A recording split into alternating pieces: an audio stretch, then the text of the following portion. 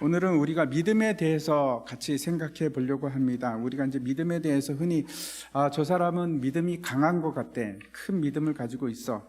또는 나는 믿음이 별로 없어요. 저는 약한 믿음입니다. 이렇게 말을 합니다. 큰 믿음이라는 것은 도대체 어떤 믿음이 큰 믿음일까요? 여러분, 무엇이 크다고 생각하십니까? 물론 이제 믿음의 양을 측정할 수는 없습니다. 그런데 예수님께서 너희에게 겨자씨 한 알 만한 믿음이 있다면 이 산이 들리워서 저기로 옮겨지라 하면 그대로 될 것이요 너희가 못할 것이 없느니라, 이렇게 말씀을 하십니다. 그리고 오늘 본문에도 보면은 이 한 여인에게 내 믿음이 크도다 라고 말씀을 하십니다. 크고 작다 어떻게 구분할 수 있을까요? 도대체 어떤 것이 큰 믿음이 될 수 있을지 우리가 함께 오늘 같이 생각해 봤으면 좋겠습니다. 오늘 말씀은 마태복음 15장 21절부터입니다. 21절부터 28절까지 말씀인데 한 절씩 교독하겠습니다. 제가 먼저 읽겠습니다. 예수께서 거기서 나가사 두로와 시돈 지방으로 들어가시니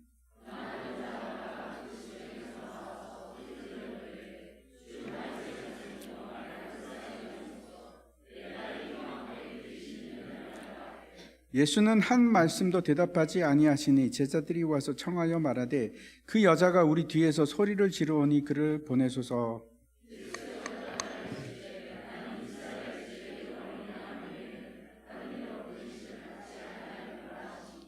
여자가 와서 예수께 절하여 이르되 주여 저를 도우소서.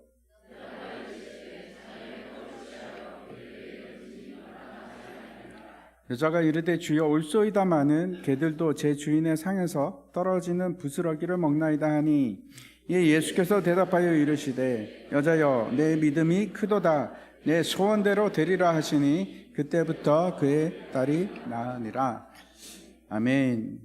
오늘 이제 본문에 보면 우리가 생각하기에 굉장히 거북하고 불편한 얘기가 들어 있습니다. 예수님께서 그 찾아온 여인에게 이렇게 말씀을 하십니다. 자녀에게 줄 떡을 개에게 던질 수 없다, 이런 말씀을 하십니다. 예수님께서 이제 이스라엘 그 영토를 벗어나서 이방 지역으로 가셨는데 오늘 보면 이제 북쪽 두로와 시돈 지역으로 가셨다. 거기서 일어난 사건입니다. 이제 명백하게 이 여자에게 개를 빗대서 얘기를 했는데 여러분은 어떠십니까? 사람을 개에게 비교한다는 것이 있을 수 있는 일인가? 이건 좀 심하지 않은가? 이런 생각을 하게 됩니다. 저도 어릴 때 그런 생각을 많이 했었습니다. 보통 사람 같으면 자존심이 굉장히 상할 겁니다. 아니, 개라고 한다니 이건 너무하지 않는가? 그래서 이건 자존심이 상해서 그만두고 이건 이렇게 박차고 나갈 것 같은 그런 상황인데, 근데 여자의 대답이 굉장히 우리를 의아스럽게 만듭니다. 보통 사람 같으면 이건 너무하잖아요, 이렇게 맞받아칠 수도 있는 상황인데 개들도 주인상에서 떨어지는 부스러기를 먹지 아니합니까? 이렇게 얘기를 합니다. 그러자 이제 예수님께서 그 여자에게 여자여 내 믿음이 크도다 내 소원대로 되리라 라고 말씀하시고 그 즉시 그 딸의 딸이 치유가 되기 시작합니다. 왜 예수님께서 이 여자에게 개를 비유해서 빗대서 말씀을 하셨는지, 또 왜 여자는 그렇게 얘기를 하고 예수님께서 너의 믿음이 크도다 라고 우리가 좀 이해할 수 없는 말씀을 하고 있는지 그 이유를 좀 살펴봤으면 좋겠습니다. 다시 오늘 본문 21절 말씀 한번 보시기 바랍니다. 예수께서 거기서 나가사 두로와 시돈 지방으로 들어가시니, 먼저 예수님께서 거기를 나가셨다 이렇게 기록하고 있습니다. 거기가 어딜까요? 우리가 지난주에 이제 살펴봤는데 이제 바리새인들과 손 씻는 문제로 이제 갈등이 일어납니다. 정결례 때문에 논쟁이 일어나는데 그것이 어딘가 하면 우리가 이제 잘 모릅니다. 잘 모르는데 게네사렛에서부터 가버나움 사이가 아닐까, 그 어느 곳이겠지요. 이제 어떻게 되었는가 하면 이제 처음에 이제 그 오병이어가 일어났던 곳이 그 벳세다 근처였습니다. 그런데 기억나시죠? 폭풍 때문에 배가 게네사렛 쪽으로 가게 되고 거기서 내립니다. 그리고 이제 어디로 가시는가 하면 가버나움으로 가시죠. 가버나움으로 가고 이제 그 성경을 추적해 보면 그렇습니다. 그리고 가버나움 쪽에서 북쪽으로 계속 나가시는데 두로로 가십니다. 두로에서 시돈으로, 또 시돈에서 가이사랴 빌립보로 가는데 저기서 어마어마한 사건이 일어나죠. 기록적인 얘기가 나오는데 이제 예수님께서 제자들에게 묻습니다. 너희는 나를 누구라 하느냐? 그랬더니 베드로가 주는 그리스도시요 살아계신 하나님의 아들이시니이다 라고 고백했던 곳이 저 가이사랴 빌립보입니다. 그리고 이제 그 가이사랴 빌립보에서 다시 거라사 하면 여러분 기억나는 사건이 있으십니까? 거라사 광인, 귀신 들린 자가 이제 무덤 속에서 있던 그 사건이었죠. 예수님께서 이제 치유해 주십니다. 귀신을 쫓아내 주시는데 그 거라사로 다시 갔다가 다시 게네사렛 쪽, 그러니까 갈릴리 쪽으로 가십니다. 굉장히 이제 저게 긴 거리입니다. 여러분 저 거리가 얼마 정도 될 거라고 생각이 되십니까? 이스라엘이 그렇게 큰 나라가 아닙니다. 우리나라로 치면 경상남북도 정도보다 조금 더 클까? 그 정도 영토인데 저 정도면 몇 킬로 정도 될까요? 저렇게 한 바퀴 돈다면. 계산을 대충 해보니까 250km에서 아마 저게 이제 직선이 아니고 이제 꼬불꼬불하면 한 300km까지 되지 않을까? 굉장히 긴 거리입니다. 걸어서 가기는 쉽지 않겠죠.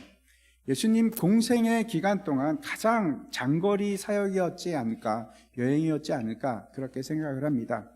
오늘 이제 본문에서 예수님께서 한 여자를 만나는데 그것이 이제 그 사건이 두로와 시돈, 저 근방에서 일어납니다. 그 지역에서 일어났는데 예수님께서 왜 그곳으로 가셨을까요? 그 예수님께서 가신 이유가 그걸 이해하는 것이 오늘 그 일어난 사건에 대한 아주 핵심적인 요소가 아닐까, 그걸 알면은 어느 정도 실마리가 풀리지 않을까 하는 생각을 합니다. 우리가 이제 몇 가지 이유를 생각할 수 있습니다. 예수님께서 왜 저쪽으로 가셨을까? 어떤 이유 때문일까요? 지금 예수님께 일어나고 있는 상황이 굉장히 긴박한 상황입니다. 두 가지 사건이 이제 동시에 진척되고 있는데, 하나는 종교 지도자들이 예수님을 고발하고 죽이려고 하는 음모가 있었습니다. 처음 시작은 예수님께서 이제 중풍병자를 고치실 때 내 죄의 사함을 받았느니라 이렇게 선포를 하십니다. 아니 저게 뭐지? 신성모독이다. 신성모독의 혐의를 받게 되고, 그 다음에 또 어떤 일이 있었는가 하면 가장 큰 이제 사건이 안식일 사건입니다. 안식일에 손 마른 자를 고치셨는데 안식일에 일하지 않았느냐, 안식일을 범했다 해서 이제 그걸 고소를 합니다. 그래서 예루살렘에서 산헤드린 공회에서 사람들이 파견되고 있는 그런 상황이죠. 어떻게 하면 예수를 죽일까 의논하는 그런 긴박한 상황입니다. 또 하나는 정치적인 문제입니다. 예수님께서 제자들을 각 고을로 마을로 파송을 하고 복음이 전파되기 시작했는데 예수님이 유명 인사가 됩니다. 인사가 되셔서 모르는 사람이 없습니다. 사람들이 이제 예수님을 주시하기 시작하면서 그는 선지자인가? 그는 메시아인가? 하는 의문을 가지게 됩니다. 이때 등장한 사람이 한 사람이 있는데 적대적인 사람이 등장합니다. 그 사람이 바로 분봉왕 헤롯 안디바입니다. 헤롯 안디바는 세례 요한을 죽였던 사람인데 예수님을 동일시하죠. 세례 요한이 다시 살아난 거 아닌가? 다시 죽여야겠다 하는 마음을 가지고 있었던 것 같습니다. 결국 예수님은 나중에 이 사람들 때문에 죽임을 당합니다. 근데 지금은 그 죽임을 당할 때가 아닙니다. 여전히 하셔야 할 일들이 많이 남아있는 상황입니다. 그렇다면 예수님께서 두로와 시돈을 향해서 가신 것이 이 갈등을 피하기 위함인가? 예, 맞지요. 굉장히 많은 이유가 거기 있을 것 같습니다. 두로와 시돈은 헤롯 안디바의 영지가 아닙니다. 북쪽입니다. 훨씬 더 북쪽입니다. 그래서 이제 바리새인과 헤롯의 위협을 피해서 두로와 시돈 쪽으로 가셨을 수 있습니다. 하지만 그게 이유의 전부다인가? 예, 그렇지는 않습니다. 또 어떤 이유가 있을까요? 두 번째는 예수님께서 사람들을 피해서 한적한 곳으로 가지 않았을까? 잠시 쉬시기 위해서. 요즘에 이제 여름 휴가철인데 그래도 많이 오셨네요. 저도 이제 지난주에 휴가를 다녀왔는데 비가 많이 와서 행복한 휴가를 보냈습니다. 예, 많이 안 돌아다니고 좋았습니다. 예, 하여튼 끊임없이 사람들이 찾아오고 사역 가운데 있었습니다. 피곤한 상황이죠. 일정 기간 무리와 떨어져 있고 또 제자들을 교육시킬 그런 시간이 필요했을 수 있습니다. 그래서 어쩌면 한적한 곳을 찾아서, 저 갈릴리 주변은 한적한 곳이 없습니다. 예수님이 어디를 가든지 수많은 사람들이 따라오기 시작했고 쉴 틈이 없었습니다. 그래서 어쩌면 드로와 시돈까지 올라간 것이 아닌가 하는 추측을 할 수 있습니다. 이 두 가지 이유 외에 또 어떤 이유가 있을까요? 예수님께서 왜 저곳으로 가셨을까? 어쩌면 오늘 본문에 나오는 이 가나안 여자를 만나기 위해서 예수님께서 저곳까지 가셨는지도 모르겠습니다. 고라사도 아주 의미가 있죠. 그런 의미에서 잠깐 제가 이제 두로와 시돈이 어떤 곳인지 말씀을 드리겠습니다. 이제 역사적으로 이제 저기를 페니키아라고 합니다. 보니게, 한자적으로 이제 표현하는 게 보니게인데 페니키아입니다. 페니키아에서 가장 유명한 것이 두 가지가 있는데, 하나는 무역입니다. 전 세계로 아주 고래 때부터, 오래 전부터 무역이 아주 성행했던 그런 도시들입니다. 지중해에 있는 도시들이고, 또 하나는 되게 유명한 게 하나 있는데 알파벳입니다. 우리가 쓰는 ABCD, 그 알파벳이 저기서부터 시작이 되었습니다. 그래서 이제 이 사람들이 무역을 하면서 그 알파벳이 전파가 돼서 지금은 전 세계에서 가장 많이 쓰는 문자가 알파벳이 되지 않았습니까? 또 다른 그 특징이 있는데, 저기는 굉장히 부유한 곳입니다. 이사야서에 보면 두로 왕에 대해서, 그 교만에 대해서 얘기하고 있는데, 아주 교만한 사람의 대표, 부귀와 영화를 누리고 교만하게 된 사람의 대표로 두로 왕을 꼽고 있습니다. 그리고 또 하나가 더 있습니다. 저기는 바알신과 아세라신의 아주 본거지입니다. 여러분 이제 이사야서에 보면은 그 선지서 열왕기 같은 데 보면은 이세벨이 나옵니다. 가장 그 악한 왕비였지요. 근데 이세벨이 어디 사람인가 하면 저 두로와 시돈 사람입니다. 그리고 자기가 섬기고 지내왔던 바알과 아세라 신을 가지고 이제 왕비가 되죠. 이스라엘에 와서 왕비가 돼서 국교를 바알 신으로 바꿔버렸습니다. 그래서 당시 한때는 이스라엘 모든 백성들이 바알 신을 섬기던 때도 있었습니다. 끔찍한 일이죠. 아무튼 그런 특징을 가지고 있습니다. 교만하고 부유하고 우상을 숭배하는 아주 본거지고, 그 대표적인 곳이 이 페니키아입니다. 페니키아하고 그 유래가 있는데 창세기에 나옵니다. 10장 한번 보시기 바랍니다. 가나안은 장자 시돈과 헷을 낳고, 또 여부스 족속과 아모리 족속과 기르가스 족속과, 가나안의 경계는 시돈으로부터 그라를 지나 가사까지와 소돔과 고모라와 아드마와 스보임을 지나 라사까지였더라.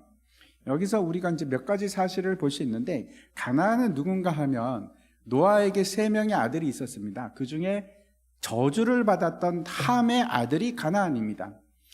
가나안은 그러니까 노아 때부터 저주를 받은 사람입니다. 그리고 이 가나안은 경계가 어디서부터입니까? 시돈부터입니다. 시돈부터 가나안 땅입니다. 그래서 우리가 의아스럽게 생각할 수 있죠. 아니, 가나안 땅은 하나님께서 이스라엘 백성들에게 준 땅입니다. 그렇죠. 그런데 그 땅을 차지하지 못합니다. 잠깐 차지한 적이 있습니다. 다윗 왕 때 시돈까지 차지한 적이 있는데, 결국은 그 땅을 차지하지 못하고, 가나안 땅을 다 차지하지 못하고 완전히 이방 땅이 되어버린 것입니다. 아무튼 그래서 오늘 본문에 보면 이 여자가 가나안 여자라고 합니다. 왜? 그 유래가 가나안이라서. 가나안이 맞습니다. 근데 마가복음에서는 어떻게 표현하고 있는가 하면 이 여자를 헬라인, 그리스 사람이다 이렇게 얘기하고, 수로보니게 여인 이렇게 얘기를 합니다.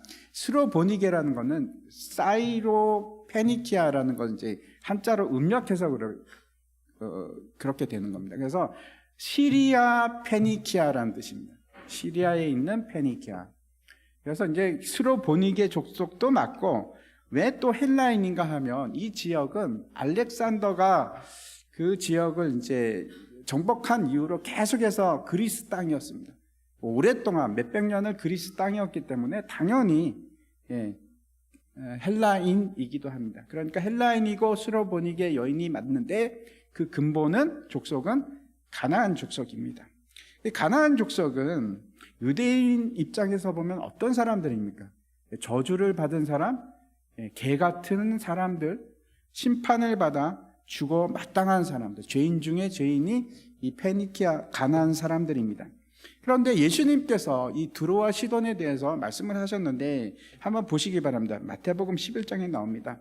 화 있을진저 고라시나 화 있을진저 벳세다야 너희에게서 행한 모든 권능을 두로와 시돈에서 행하였더라면 그들이 벌써 베옷을 입고 제에 앉아 회개하였으리라. 내가 너희에게 이르노니 심판날에 두로와 시돈이 너희보다 견디기 쉬우리라. 예수님께서 가장 사역을 많이 하셨던 곳이 가버나움, 벳세다, 고라신인데 그럼에도 불구하고 너희는 전혀 회개하지 않는구나 하고 책망을 합니다. 너희보다 심판날에 두로와 시돈이 더 견디기 쉬울 것이다 이렇게 말씀합니다. 예수님께서 비교를 하시는데 두 지역을 비교하십니다. 이스라엘과 이방 땅, 그 중에서 정말 싫어하는 가나안 땅, 그리고 이스라엘 백성과 가나안 사람들을 지금 비교하고 있는 겁니다. 누가 더 책망을 받아야 된다고 말씀하시는 거죠? 이스라엘 백성입니다. 다시 오늘 본문으로 가서 22절 말씀 보시기 바랍니다. 가나안 여자 하나가 그 지경에서 나와서 소리 질러 이르되 주 다윗의 자손이여 나를 불쌍히 여기소서 내 딸이 흉악하게 귀신 들렸나이다 하되. 예수님께서 이제 두로와 시돈 지방으로 갔는데 한 여자가 나와서 소리를 지르기 시작하는 겁니다. 주 다윗의 자손이여 나를 불쌍히 여기소서. 이거는 한 번만 소리쳤다가 아니고 문법적으로 이런 말입니다. 계속해서 반복해서 주 다윗의 자손이여 나를 불쌍히 여기소서, 제발 나를 불쌍히 여겨주소서라고 했다는 겁니다. 혹시 박에녹이라는 목사님 그 간증을 들어보셨습니까? 저는 오래전에 들었었는데 이분이 원래 이제 무당입니다. 무당 출신입니다. 어떻게 해서 무당이 되었는가 하면 그 어머님이 이제 돌아가셨는데 그 어머님을 정말 이제 사랑했는데 어머니가 꿈에 나타납니다. 그러면서 나를 위해서 제사를 드려라, 나를 위해서 뭘 해라. 그 어머니가 맞을까요? 네, 어머니 아닙니다. 귀신입니다. 귀신. 많은 이제 꿈에서 찾아와서 계속 그렇게 속이는데 여러분 처녀 귀신이다, 무슨 죽은 아우다, 다 거짓말입니다. 믿지 마십시오. 사람은 죽어서 여기 뭐 이렇게 떠돌아다니고 그렇지 않습니다. 다 귀신들입니다. 속이는 겁니다. 가짜입니다. 아무튼 이분을 귀신이 계속 협박을 하는데 이런 식으로 협박합니다. 당신이 내림굿을 받지 않으면 너희 가족이 아프고 뭐 난리가 나고 뭐 안 되면 너희 가족 중에 한 명을 내가 대신 무당으로 삼겠다 이렇게 협박을 하니까 이분이 자기가 희생을 당하겠다 하는 심정으로 이제 내림굿을 받고 무당이 됩니다. 남자 박수 무당이 되는 거죠. 회사 다니면서 얼마나 괴로웠겠습니까? 삶을 이제 귀신한테 완전히 지배당하고 살아가는데 귀신이 그냥 두지를 않습니다. 괴롭히는데 잠을 못 자게 하고 밤에 산에 가서 산기도를 밤새도록 하고 또 내려와서 회사 가고 얼마나 힘든 삶을 살았는지 모릅니다. 돈도 다 쓰고 구타느라고 재산 다 쓰고 삶을 아주 처참하게 만들어가는 겁니다. 귀신이 하는 일이 그런 겁니다. 근데 이 장면을 보면서 제가 갑자기 그 박에녹 목사님 생각이 났습니다. 이 딸이 귀신이 들렸는데 여기 보니까 증세가 보통이 아닙니다. 흉악하게 귀신 들렸다. 이게 어떤 건지 모르겠지만 어쩌면 이제 거라사인처럼 날뛰는 사람인지 뭐 가다가 삑삑 쓰러졌는지 아니면 정말 흉측한 어떤 일이 일어났는지 모르겠습니다. 귀신에 사로잡혀서 사는 삶을 사고 그 여인을 한번 생각해 보십시오. 아마 별의별 짓 다 하지 않았겠습니까? 자기 딸인데 바알 신에게도 빌고 아세라 신에게도 빌고 의사 찾아다니면서 돈이란 돈은 다 쓰고 너무 처참한 상황이 되는 겁니다. 아무것도 이제 희망이 없습니다. 그 심정을 이해하시겠습니까? 이제 더 이상 바라볼 것도 없고 그가 이제 예수님께 나와서 울부짖기 시작합니다. 주 다윗의 자손이여 나를 불쌍히 여기소서. 제발 나를 불쌍히 여기소서. 첫 번째는 이 여자가 뭐라고 얘기합니까? 주라고 합니다. 퀴리오스라는 헬라어인데 이거는 아무에게나 쓸 수 있는 그런 단어는 아닙니다. 이때는 당시에 이제 로마 황제에게 주로 쓰이는 명칭이 퀴리오스입니다. 신에게 쓰거나 아주 정말 특별한 경우에 쓸 수 있는 단어입니다. 당시 예수님의 제자들도 예수님을 부를 때 랍비여, 선생님이여 이렇게 불렀는데 이 여자는 어떻게 된 건지 예수님을 주님이라고 부릅니다. 그리고 또 두 번째는 뭐라고 합니까? 다윗의 자손이요. 여러분 그게 어떤 뜻인지 아시죠? 다윗에게 오래전 사람입니다. 다윗이 얼마나 많은 자손을 두었겠습니까?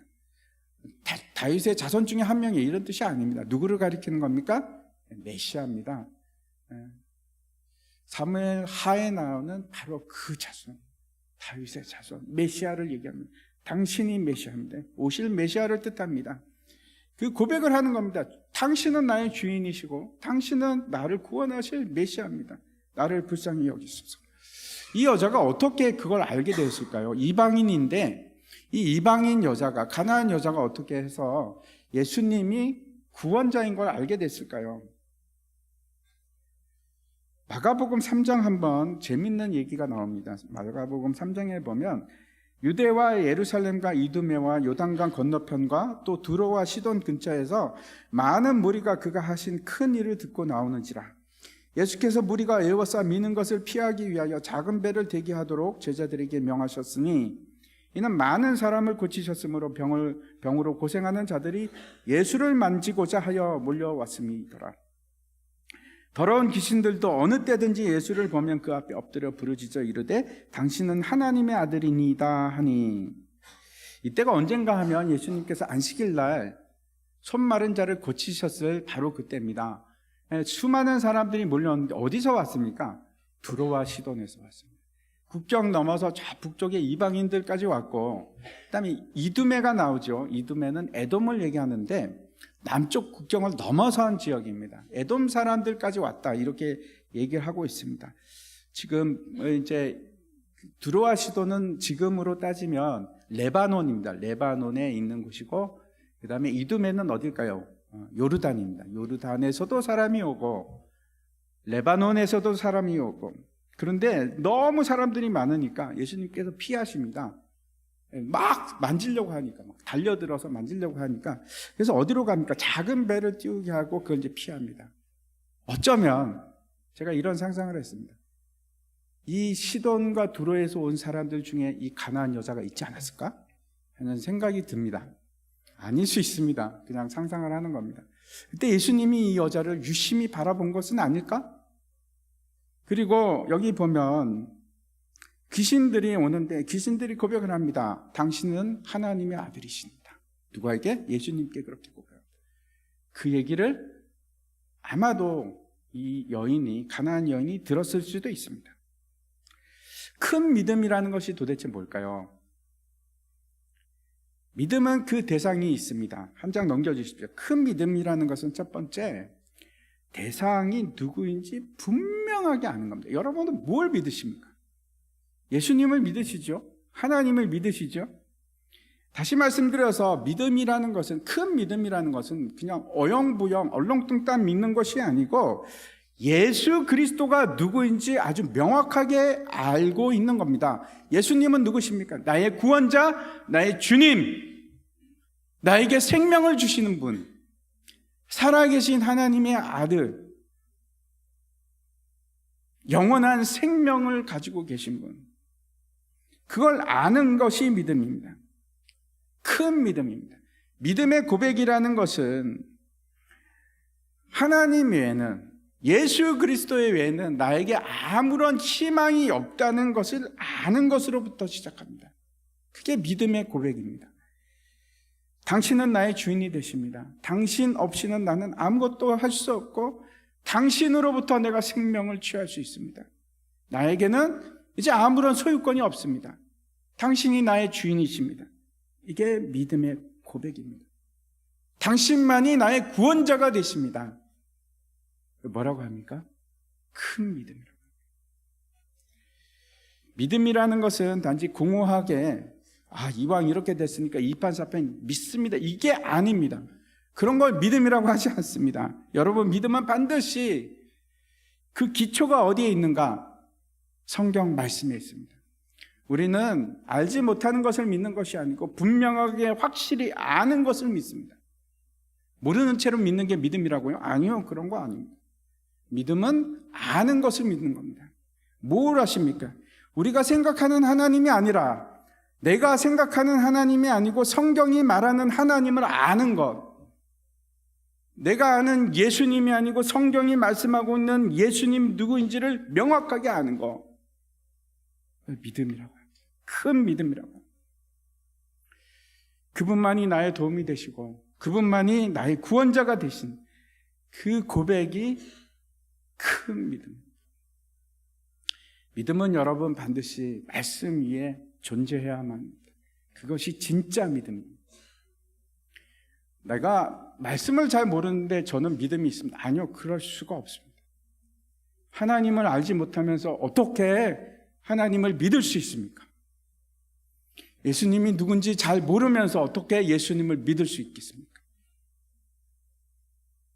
말씀을 하셔야 돼요. 믿음의 시작입니다. 믿음은 들음으로부터 나옵니다. 두 번째, 다시 돌아가서 가나안 여인이 이제 울부짖을 때 예수님께서 단 한 말씀도 하지 않으십니다. 23절 말씀 보시기 바랍니다. 예수는 한 말씀도 대답하지 아니하시니 제자들이 와서 청하여 말하되 그 여자가 우리 뒤에서 소리를 지르오니 그를 보내소서. 두 번째, 큰 믿음이 무엇인지, 큰 믿음이라는 것은 어떤 것인가 하면 포기하지 않는 끈질긴 것을 말합니다. 23절에 보면 그 여인이 소리가 한 번으로 끝나는 것이 아니고 포기하지 않고 지속적으로 나를 불쌍히 여기소서, 나를 불쌍히 여기소서. 포기하지 않습니다. 그렇게 간청합니다. 너무 시끄러워서 제자들이 그러죠. 예수님, 힘듭니다. 예수님 뭐라고 좀 얘기하십시오. 가라고 하십시오. 가라고 하십시오. 누가복음에 보면 불의한 재판관 얘기가 나옵니다. 어떤 한 과부가 억울한 일을 당합니다. 그래서 이제 재판관을 찾아가서 내 원한을 풀어주십시오. 내 원한을 풀어주십시오. 이 재판관이 말을 안 듣습니다. 과부에게서 뭐 바랄 것이 있겠습니까? 무슨 이익이 있겠습니까? 그런데 그 재판장이 하도 과부가 청원을 하니까, 귀찮게 하니까 이렇게 얘기합니다. 도저히 안 되겠다. 내가 저 원한을 풀어주지 않으면 내가 괴롭겠구나. 그리고 그 원한을 들어줍니다. 여러분, 혹시 그 마지막 구절이 어떻게 끝나는지 아십니까? 한번 보시기 바랍니다. 누가복음 18장 8절입니다. 같이 한번 읽겠습니다. 시작. 내가 너희에게 이르노니 속히 그 원한을 풀어주시리라. 그러나 인자가 올 때에 세상에서 믿음을 보겠느냐 하시니라. 놀랍게도, 정말 놀랍게도 이 문제는 결국 믿음에 관한 문제다라고 얘기를 하시는 겁니다. 예수님께서 이 이야기를 하셨던 이유가 항상 기도하고 낭망치 말 것에 대해서 말씀하시면서 이 얘기를 하셨습니다. 그 지속적인 기도는 결국 뭐라고요? 믿음의 문제입니다. 믿음입니다. 큰 믿음은 뭔가 불의한 재판관도 그렇게 끈질기게 소원을 얘기하며 들어주는데 하물며 의로우시고 은혜로우시고 공의로우신 하나님께서 너의 기도를 들어주지 않겠느냐 라고 얘기를 하는 것입니다. 결국 이거는 믿음의 문제입니다. 제가 다시 한번 말씀드립니다. 큰 믿음은 뭔가 끈질기게 하나님께 지치지 않고 끝까지 기도하는 것, 그걸 큰 믿음이라고 하는 겁니다. 믿음이 있으면, 믿음이 없으면 기도하지 않습니다. 기도를 한다는 것은 믿음이 있기 때문입니다. 계속 기도한다는 것은 나에게 확실한 믿음이 있기 때문입니다. 반드시 들어줄 거라는 확신이 있기 때문입니다. 그걸 뭐라고 합니까? 큰 믿음이라고 합니다.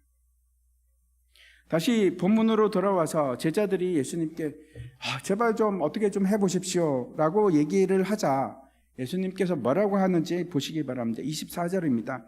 예수께서 대답하여 이르시되 나는 이스라엘 집에 잃어버린 양 외에는 다른 데로 보내심을 받지 아니하였노라 하시니, 하나님께서 갈대아 우르에서 아브라함을 부르실 때 아브라함을 통해서 이루고자 하시는 분명한 계획을 가지고 계셨습니다. 창세기 말씀 한번 보겠습니다. 12장 너무나 유명한 말씀이죠. 내가 너로 큰 민족을 이루고 내게 복을 주어 내 이름을 창대하게 하리니 너는 복이 될지라. 너를 축복하는 자에게는 내가 복을 내리고 너를 저주하는 자에게는 내가 저주하리니 땅의 모든 족속이 너로 말미암아 복을 얻을 것이라 하신지라. 하나님께서 어떤 계획을 가지고 계신가 하면 아브라함을 부르시고 아브라함을 통해서 큰 민족을 만드십니다. 그리고 그 민족이 그냥 그대로 있는 것이 아니고 민족 자체가 제사장 나라가 되어서 그 제사장 나라를 통해서 온 세상 민족에게 복을 주시는 것이 하나님의 계획입니다. 예수님의 사명이 이 일을 위해서 부름을 받으신 겁니다. 예수님은 먼저 1차적으로는 이스라엘의 속죄 제물이 되는 겁니다. 물론 예수님은 모든 만민을 위한 속죄 제물이 맞습니다. 틀림없습니다. 그러나 1차적으로는 그 목적이 누구에게 있는가? 이스라엘에게. 그들이 회개케 하고 돌이킴으로 그래서 온 나라를 구원케 하는 것이 하나님의 계획입니다. 또 이렇게 할 수밖에 없는 분명한 이유가 있습니다. 왜 그런가 하면 이스라엘로 핑계치 못하게 하기 위해서, 핑계치 못하게 하기 위해서 먼저 복음이 이스라엘에게 주어지는 겁니다. 생명의 떡이 이스라엘에게 주어지는 겁니다. 그래서 예수님께서 처음 이스라엘에게 복음의 메시지를 전하는 것이 그게 사명입니다. 그 사람들이 듣든지 안 듣든지 그건 상관이 없습니다. 예수님께서 그걸 전하십니다. 복음을 전하십니다. 그리고 예수님께서 26절에 이렇게 말씀을 하십니다. 대답하여 이르시되 자녀의 떡을 취하여 개들에게 던짐이 마땅하지 아니하니라. 예수님께서 도대체 어떻게 이런 말씀을 하실까? 너무 심하다 이런 생각을 할 수도 있지만 목적이 있으십니다. 이렇게 하시는 목적이 있습니다. 이 일을 통해서 아주 분명하게 우리에게 보여주시는 그림이 있습니다. 제가 이제 이 본문을 묵상하면서 그런 생각을 했습니다. 옛날에는 그 그림을 보지 못했는데 너무나 확실하게 지금 예수님께서 이 상황을 통해서 앞으로 일어날 일에 대해서 마치 예언을 하듯이 그 장면을 우리에게 보여주고 계시는 겁니다. 당연히 처음 생명의 떡이 누구에게 주어집니까? 자녀들에게 주어집니다. 자녀들에게. 하나님의 자녀라고 하는 유대인들에게 먼저 주어지는데 그게 당연합니다. 하지만 자녀라고 여겨졌던 그 사람들이 그 떡을 어떻게 합니까? 버립니다. 땅바닥에 버려버립니다. 예수님을 버립니다. 결국 이스라엘이 넘어짐으로 그 생명의 떡이 누구에게 갑니까? 마당에 있던 개들에게. 지금 이 일은 구약 성경의 선지자들을 통해서 수많은 선지자들이 이 일을 예언해 왔습니다. 근데 예수님께서 마치 그걸 다 종합해서 우리에게 그림으로 보여주듯이 그렇게 보여주십니다. 지금도 이제 유대인들은 이방인들을 개처럼 여깁니다. 제가 참 경험을 했는데, 어떻게 이렇게 이방인들을 싫어할까? 특별히 이방인 중에서 누구를 싫어하는가 하면 예수 믿는 사람들 정말 싫어합니다. 개처럼 여깁니다. 아무튼 여기서 이제 예수님께서 언급하신 개라는 개념이 헬라어에는 두 가지 개가 있습니다. 하나는 싸납고 크고 무서운 개. 근데 여기서는 그 개가 아니고 아주 작고 애완견, 아무것도 할 수 없는 개를 의미합니다. 여러분, 우리가 어떤 사람들이었는가 하면 이런 개, 불쌍한 존재였습니다. 주인이 던져주지 않으면 먹을 수도 없는 존재. 그 여인이 이렇게 대답을 합니다. 27절입니다. 여자가 이르되 주여 올소이다마는 개들도 제 주인의 상에서 떨어지는 부스러기를 먹나이다. 세 번째 큰 믿음이라는 것이 무엇인지 말씀을 드리겠습니다. 만일 누군가가 여러분에게 개 같다, 개다 이러면 여러분 심장이 어떠시겠습니까? 반발이 생기지 않겠습니까? 아니 지금도 서러워 죽겠는데 내 딸이 지금 어떤 상태인데 여기까지 왔는데 그런데 나를 개라고? 막 맞받아치고 싶은 생각이 들지 않겠습니까? 근데 이 여인이 뭐라고 하는가 하면 주여 올소이다. 당신 말이 옳습니다. 나는 개입니다. 나는 개와 같은 존재예요. 나는 그런 비참한 존재입니다. 이렇게 얘기합니다. 아무런 자존심도 이제 아무것도 없습니다. 아무런 희망도 없고 완전히 나는 주님 앞에 엎드릴 수밖에 없습니다. 이것이 믿음입니다. 큰 믿음. 믿음은 이 큰 믿음이 되기 위해서 지극히 마땅한 우리가 보여줘야 할 모습이 바로 이 모습입니다. 따라갈 수가 없는 존재. 놀랍지 않습니까? 그걸 믿음이라고 합니다. 우리는 이렇게 생각하죠. 저도 옛날에 그렇게 생각했던 것 같습니다. 큰 믿음, 강한 믿음은 믿습니다, 가능합니다, 뭐 이럴 것 같은데 제가 할 수 있습니다. 아니요, 성경은 그렇게 얘기하지 않습니다. 주인의 은혜만 기다리는 비참한 존재, 그게 큰 믿음입니다. 믿음은 내가 강해지는 것이 아닙니다. 내가 완전히 사라지는 겁니다. 자기 부인. 믿음은 나를 믿는 것이 아니고 나를 완전히 부정하는 겁니다. 주님, 나는 아무것도 아니었습니다. 그게 믿음입니다. 제가 이제 말씀을 마치려고 하는데 이 말씀 묵상하면서 그런 생각을 했습니다. 어떻게 이 여인은 그런 큰 믿음을 가질 수 있었을까? 여러분, 왜라고 생각하십니까? 이 여인이 이 고통과 좌절과 시련이 없었어도 그래도 이런 믿음을 가질 수 있었을까요? 아마 그런 믿음을 가지지 못했을 겁니다. 시련과 어려움이 없었으면 아마 절대로 예수님을 찾지 않았을 겁니다. 그에 대해서 알고 싶지도 않았을지도 모르겠어요. 그래서 고난과 환난은 우리에게 있어서 정말 큰 축복입니다. 여러분 아십니까? 지금 고난 당하시는 분들 계시죠? 얼마나 큰 축복인지 아십니까? 그거 없이, 그 시련 없이 내가 예수님을 찾을 수 있습니까? 예수님이 필요하십니까?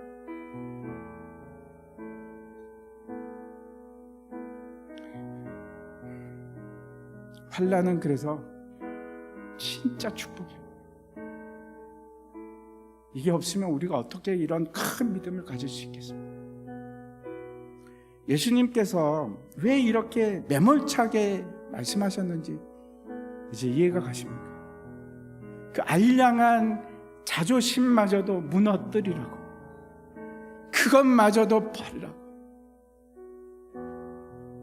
왜? 그게 큰 믿음입니다. 진짜 믿음입니다.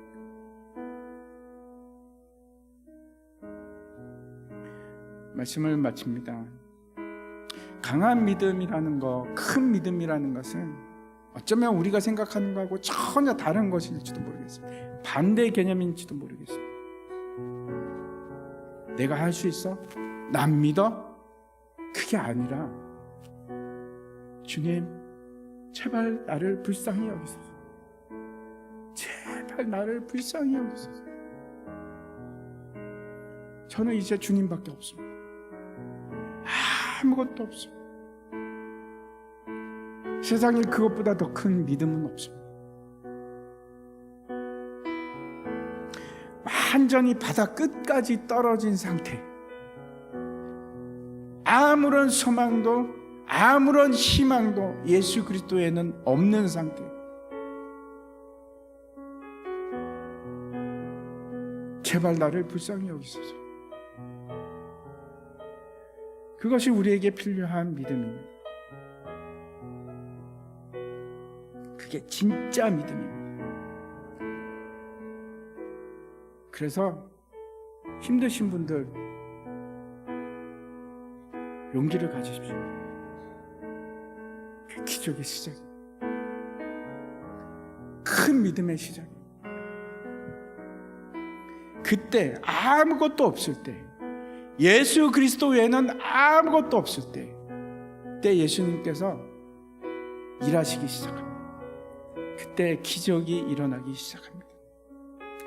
완전히 무능한 상태, 완전히 포기한 상태에서 완전한 항복 가운데서 아직도 항복하기가 싫으십니까? 아직도 내 희망이 남아 있으십니까?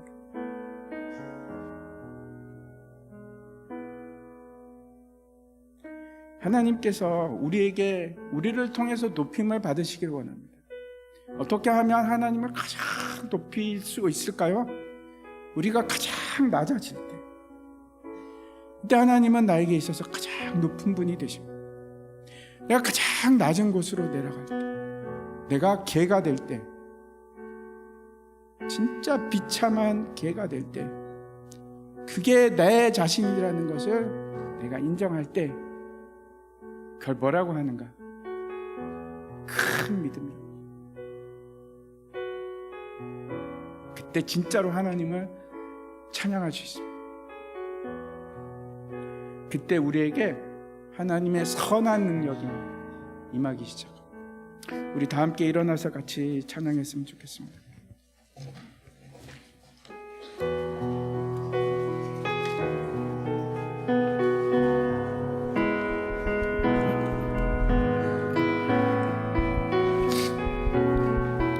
그 선한 힘의 고요히 감사합니다. 그 선한